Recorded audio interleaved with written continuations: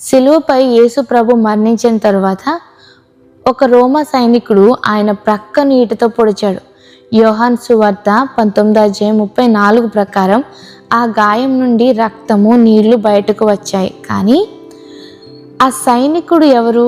అతనికి ఆ తర్వాత ఏమైంది? ఆశ్చర్యకరమైన విషయం ఏంటంటే బైబిల్ ఆ సైనికుడి పేరు చెప్పలేదు.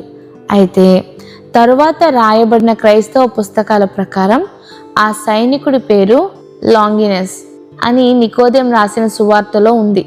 యేసును పొడిచినప్పుడు కారిన ఆ రక్తం ఇంకా నీరు అతని జీవితాన్ని మార్చేశాయి.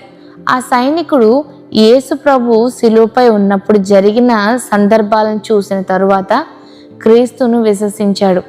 సైన్యాన్ని విడిచిపెట్టి అనేక దేశాలలో క్రీస్తు గురించి సాక్ష్యం చెప్పి సువార్తను ప్రకటించాడు.